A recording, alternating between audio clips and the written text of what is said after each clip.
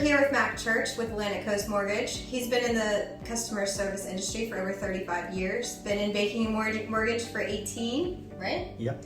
He's serviced over 4,200 loans, helping all kinds of families from veterans, new home buyers, refinances, and tons of resales, which we really appreciate all your hard work on everything you do. And he's been voted best in the burg for 3 years in a row, and we're hoping to make it 4. Fingers crossed. So today we're here to talk about the VHDA loan product. Let's just go ahead and dive right in. Why is the VHDA a great loan product for first-time homebuyers? The best thing about the Virginia Housing Department of Authority, which they're actually now called Virginia Housing, they took away the DA.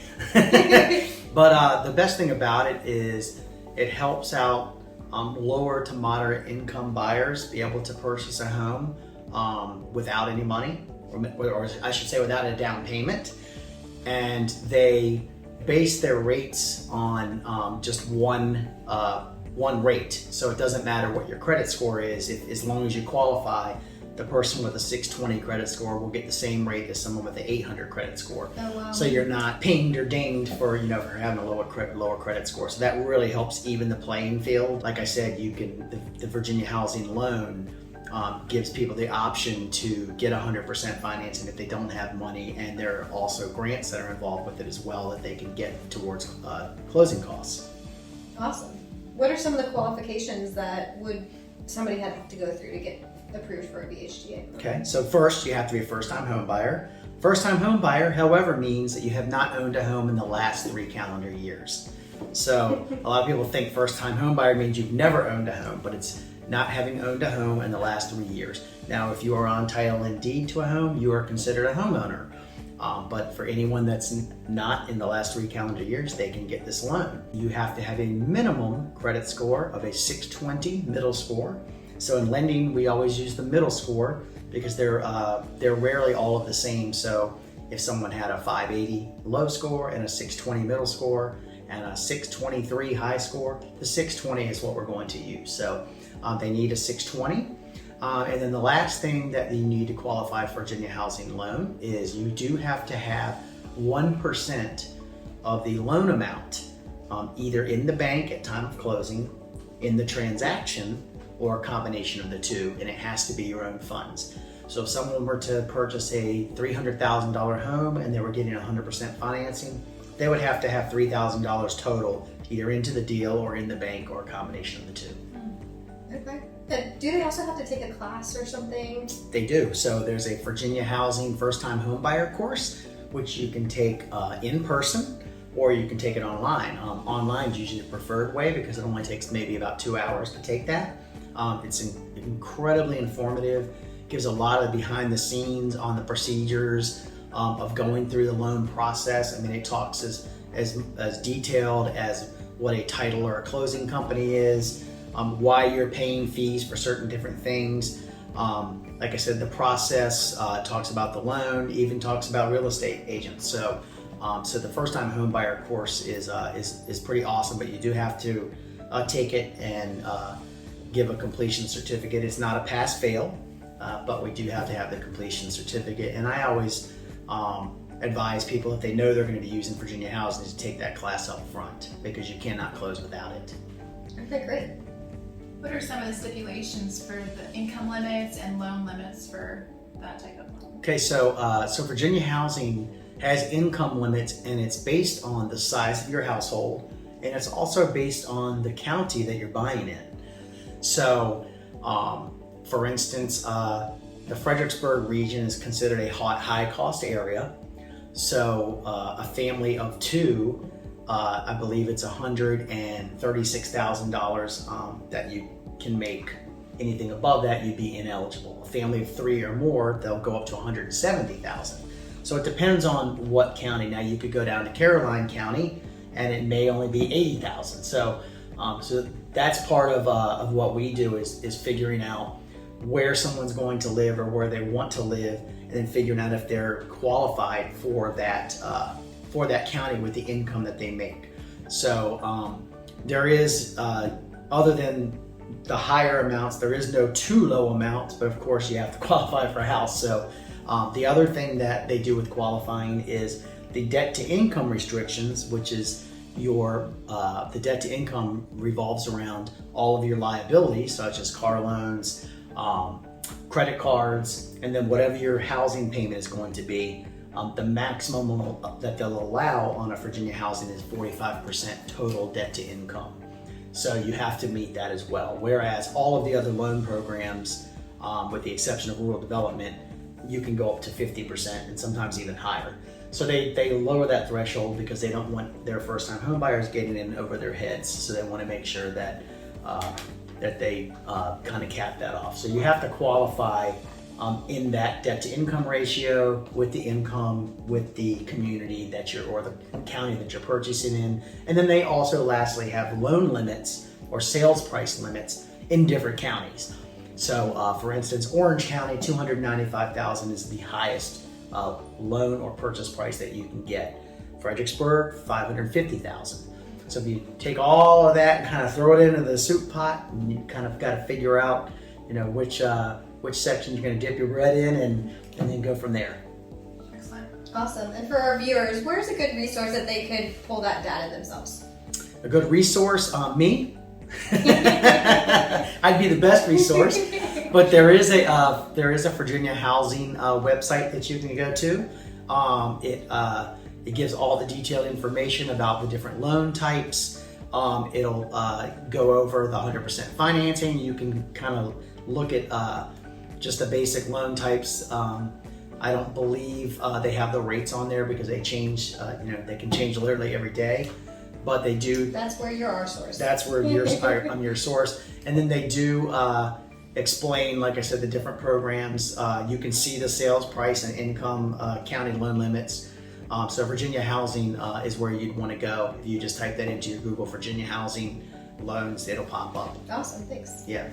So let's talk a little bit about some of the opportunities available to folks, like the grants available. Can you kind of get into them? Sure. So Virginia Housing has they have a grant for down payment, and it depends on what type of loan you're doing. So I'm just going to use conventional as an example. Conventional loan, you can get 3% down if you, again, meet household income limits. So you have a 97% loan. Virginia Housing will then give you a second loan as a down payment. So the two loans are the exact same rate. They're both 30-year fixed. So you have a first loan and a second loan, and they will equal out 100%. Furthermore, depending on the loan type, if you're doing a rural development loan or a VA loan through Virginia Housing, they will provide a 2% free grant towards your closing costs. So both of those loan types, rural development and VA, are both 100% financing with just one loan. But Virginia Housing will provide that extra 2% grant, which is pretty awesome. They also will provide it for that conventional loan. So if they had 1% to put down, VHDA will give them the 2% grant towards down payment. And why would somebody do that? Obviously, if you have a lower loan amount, you're going to have a lower mortgage payment.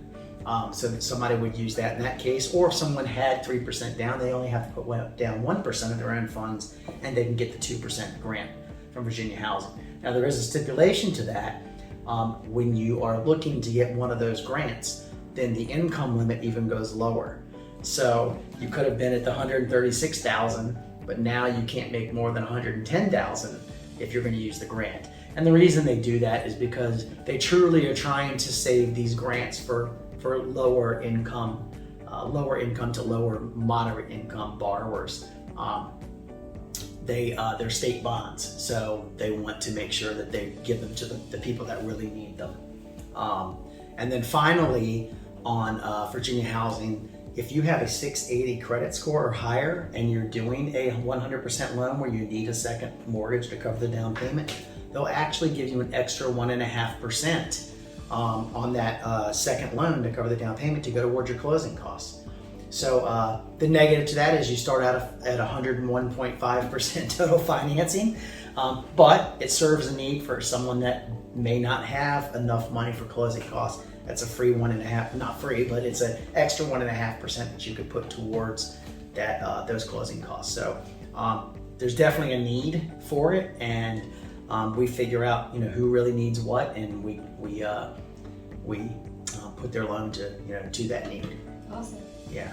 I was under the impression that there's also some kind of opportunity for like servicemen, like policemen, firemen, like first responders. Yes. So there is there's some different programs out there with different grants. Now these can be combined with the Virginia Housing Program, All right. but it's actually not through Virginia Housing. Okay. So there is an institution called FHLB, which is Federal Home Loan Bank.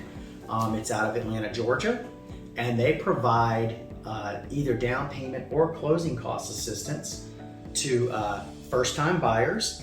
And out of those first-time buyers, it could be a veteran or a nurse or a first responder, healthcare worker. They are able to get up to $10,000 if they meet the income restrictions. Any other first-time home buyer that's not in one of those categories can get $7,500, and you only have to put $1,000 into the transaction to be able to get that. Well, of course, as I told you, Virginia Housing, you have to have 1%, right? So you're automatically going to meet that. Very few lenders in the area have access to this loan.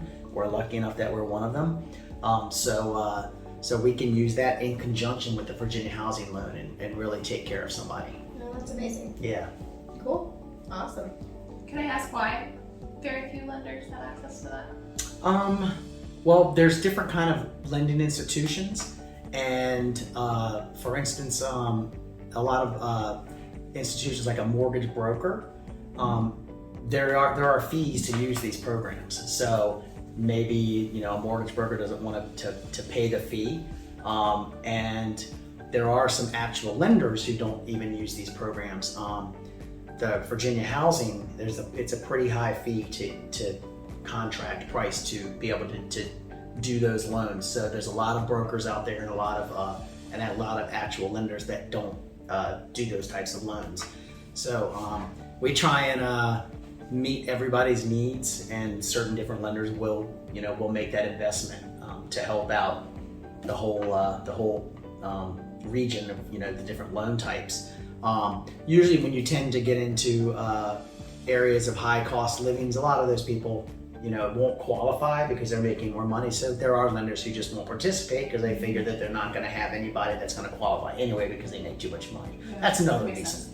So depending on where you are, in your location, where you do your business, is going to determine that as well. Is there also like two levels that a lender could be?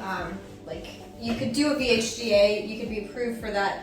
I don't remember the name, but I know that it would take the less 45 days. But if you're like certified with the VHDA and like in that product, you could close it in 30. Yes, so that's called delegated. Delegated. So yes, so there's what Virginia Housing has: delegated lenders, and then they have non-delegated lenders. We are a delegated lender. Okay, great. And what that means is that we can underwrite that file to their guidelines. We've done enough loans and done test cases that we're approved to do that. So we can actually underwrite the file and clear it to close, and it does not have to go to VHDA to be underwritten. There are non-delegated non-delegated lenders that have to send everything directly to Virginia Housing, and of course that's going to delay the time. So yes, we can close a Virginia Housing loan in 30 days or even less if we have the documentation from the borrower. Which is really important in this competitive market to partner with a lender that can help you get to closing faster. Correct. Awesome. Is there anything else that you think would be valuable for us to know about a VHDA loan product? Virginia Housing loans, as well as rural development, because they are income-related loans, these loans are a little bit trickier and they're a little pickier. So they do, on these types of loans, they do really put a magnifying glass on bank statements, and they're looking for deposits that may be repetitive. And then if they see a repetitive deposit, they're going to ask that borrower, where did this come from? What is this? Because it is a household income loan. And if someone has a side job that maybe they're not reporting on their taxes or whatever, it still is money coming into the household. So you want to be very careful when you're doing these loans, and like I said, that's why you want to start the process of buying a home in plenty of time, so that way you can make sure that you can get everything correct. If you're working another job, maybe you have to quit that job so you don't have that household income, and that's where a mortgage loan officer can advise you on things like that. How long do they go back to review the bank statements for?